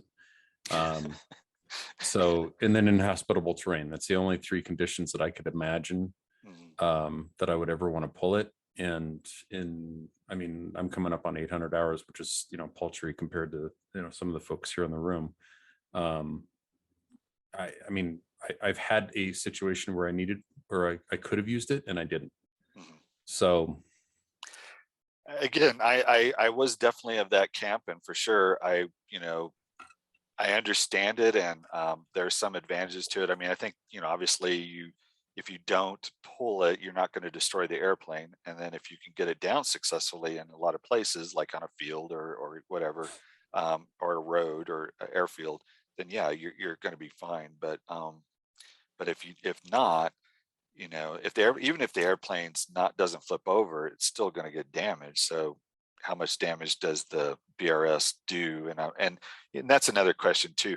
But again, that's not something that, first of all, 100%, it's highly, highly unlikely that in your head you're going to be like trying to do the cost analysis, right, of whether or not the airplane's going to be damaged, you know, whether I'm going to, like, you know, the wheels are, you know, all that kind of stuff. You're not going to be doing that during an accident. It really comes down to what is the, you know, what is it that you're doing to save yourself? And it's really about the impact. That's the thing that we don't teach, Brian. We don't teach in emergency operations. So we do teach soft field, right? And I think to some degree, I never taught soft field for emergency operation. I never thought of it that way. I was like, oh, we teach soft field, we teach soft field landings. You got to do this for your check ride, right? But really, in the emergency operation checklist, it should say, some of them say land as softly as possible, right? Because that's what you're going to be doing. You're going to be doing this. You want to be doing the softest landing you can possibly do, obviously right at stall over the ground, so that you have the least amount of energy, so that when you do impact something, whether, no matter what it is, whether it's a fence or a road or a house or whatever, that it doesn't hurt you too badly. And I think Yeah. this idea of pulling the chute is that idea that, you know, you're going to come down at some place, some location, and for the most part, I think in a high percentage, it's just going to, that's all it does is destroy the airplane. Everything else is going to be fine. Yeah, my advice to people in that scenario is make sure that when you land, you know, you damage the airplane enough that it's totaled, because if it's repairable, you'll never be able to sell it. Yeah. We took a bath on our when we had to sell ours. So yeah. Well, I was successful in that regard. Yeah. But I was going to ask you, so based on the photo, it looked like the engine and nose strut was shoved fairly far into the cabin. Absolutely. Is that what was the result of how you broke your leg? No. Well, yeah, it was so the nose wheel caught, right? So the nose wheel caught, so the airplane nosed over, the propeller was still spinning, spun into the ground, that pushed back, and so the engine essentially went, so as if you were sitting in the airplane, to the right and back towards me and the right side. So the engine was pushed into the firewall. So the engine mounts, it didn't break off, which is interesting, but it bent all of the engine mounts, and so it bent it and pushed it into the cockpit. What was kind of weird about this, that was interesting. This is interesting aside, because no one's ever asked this. A few people have talked about, but so it broke my right leg and then my left foot. Jim had bumps and bruises. He hit his head on the top of the Highliner. And also I hit my head too. So I had a scratch on my head. It was a minor, they didn't put any stitches in, but that's where all the blood was coming from, right? So you bleed from your head. And Jim, though, did not have anything broken or any problems with his legs. And I was surprised at that. So when we're debriefing in the hospital, I said, you know, it's amazing that your legs didn't get hit at all, because of the way the engine came in, I would have thought it would have caught his right foot, but maybe not his left foot. But the way it bent in, it got me more than it got him. And that's also because of the way that the ground was tilted. But he said, well, no, I brought my knees all the way forward into my chest. And I was like, oh, well, that was really smart. You're protecting yourself. He said, no, I didn't do it because of that. He said, I didn't want to touch the rudder pedals. He said, you were pilot in command, and I did not want to accidentally press the rudder pedals. I was like, wow, that was pretty smart. So by having his legs fully up, he probably protected himself from some possible damage to his legs, I think. But mostly the way that engine came in, I won't reshare my screen to show it, but you can see when you look at the pictures, you can see how it bent down and bent inwards in that one direction. Yeah, because so I'm in that part of the build process right now where in the next few weeks, hopefully I'll start having to need to work on the seat belts. And one of the trade-offs for keeping or not having the parachute is I'm looking at doing a seatbelt that Harness. has the no, you can't do. It's only 3-point seatbelt, and there's no real easy way to do Shoulder a more harness. harness. But they do make a airbag seatbelts, Oh yeah. and sure. they're a little pricey, $2,500 for 2 of them. But Paul Bertorelli had a really good video on wearing helmets while flying and the reasons behind that, which was, Paul does really good stuff. Yeah. But I'm, when he talks about, a lot of the head trauma that goes along with some of these crashes, the seatbelt, the airbag seatbelts sort of mitigate that function. Yeah. So that's sort of my trade-off in, okay, I'm not going to do a parachute, but I think this is a valid. No, I think that's a great idea. I mean, I think any airplanes that can put airbags in them is great. The more protection you have, the better. And Paul's point was about how so much head trauma, especially in the experimental world, where people were building airplanes that were sort of open cockpit and all that, not protecting your head. I mean, the point was, you're going to be maimed and brain damaged, and that's just horrifying for your family. And I mean, obviously, it's not going to maybe be an issue for you because you may not notice it, but the trauma is just terrifying and not really good. So protecting your head gives you at least the option of being able to survive and move forward. So I used to have an ultralight airplane that I flew, and I flew trikes with helmets and stuff like that. I'm a big fan of them, but most of the light sport airplanes you can't wear a helmet in, and I wouldn't, it doesn't fit and all that.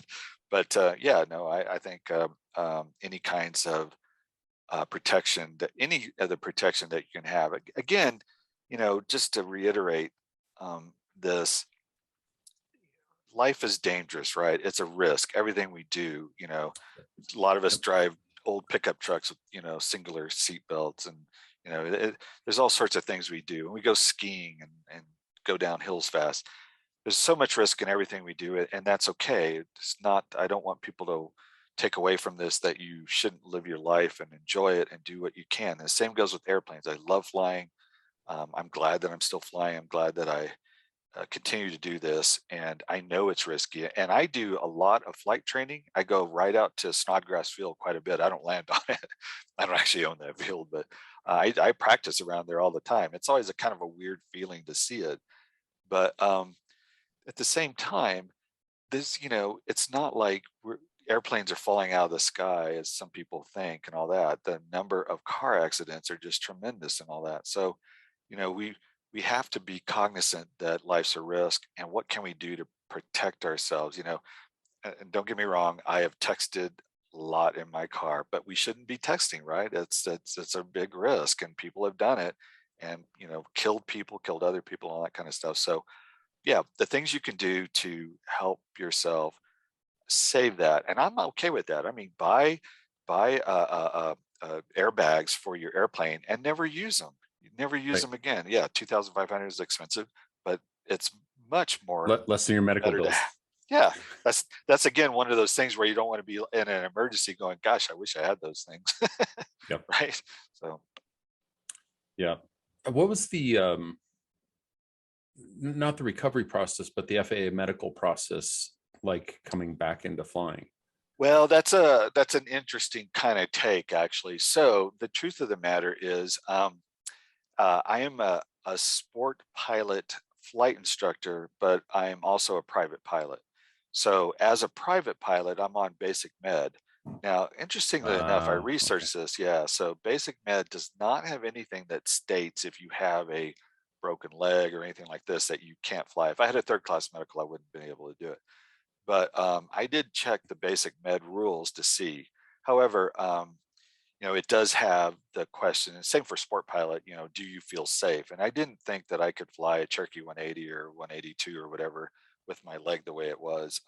Really, so what happened is I am training in the REMOS, the light sport airplane, and my biggest problem was just being able to bend my knees. So they put the titanium rod through the top of my knee, which really hurt, of course. But so a lot of being able to bend my knee was the hardest thing. So getting in the airplane was the first, thing. And I was thrilled to death when I could get in the airplane. But then pressing on the rudder pedals was my next trick, right? Well, the doctor approved me to drive, which at that point means that as a sport pilot, I can use my driver's license as my medical, so I could still teach. But I did want to make sure that I was safe to fly the airplane. So I went out with a friend and did, checked out my rudder pedal. And the rudder pedals are so light, much lighter than the brake or the accelerator on a car. I do remember after my second operation, I was talking to the doctor about getting approval to drive again. And what I would do, the first time I said, "Can I drive?" And he was like, "Yeah, sure, you can drive, just be careful." And I said, "Well, really, can I fly? I'm a pilot." And he kind of looked at me and said, "Okay." So the second time after the operation, I kind of looked at him, and after it was about a month and a half or so of healing, and he said, "Okay, I think you can drive." And I said, "Can I drive?" And he's like, "Yeah, I guess so." And my wife's like, she outed me. She's like, "What he really wants to know is, can you fly?" And I'm like, "Well, yeah, that's really what I'm trying to ask." And he looked at me and he said, "You can fly, but do not crash." So I said, "Can I get that on a prescription?" And so, or a script. And so he actually wrote me a script. So I have it laminated that says, "You can fly, but do not crash. Or no crashing. You can fly, but no crashing." So I thought that was kind of cool. Yeah, it's I had ankle surgery several years ago, and your journey was pretty similar. It's like after my recovery, after I was out of the cast, after I was back to walking, one of the first phone calls I made was to a CFI just for, look, I need you to come along with me, make sure I'm cool. I did need a little help on the brakes because it had the traditional brakes. Toe brakes. Yeah. And I've got some time in a Remo, so I know it's got the that's got the handbrake, center, right? yeah. Yep. So yeah, but I didn't miss a beat on it, and it's best to do it safely.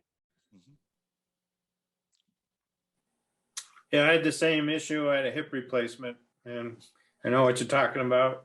I Right. researched everything, and there was nothing in there that said, you can't fly after a hip replacement. But, be safe, risk mitigation, talk to the doctor. I did the same thing, but yeah, I hear what you're saying.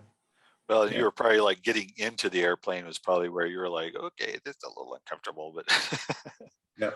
What do you fly, Mike? A 172. Okay. Yep. That was good. All right. Well, thank you very much, Bill. I really appreciate it. Excellent presentation. Thank you. Very nice. If anyone has, thank you, Steve. I see Steve made a reply.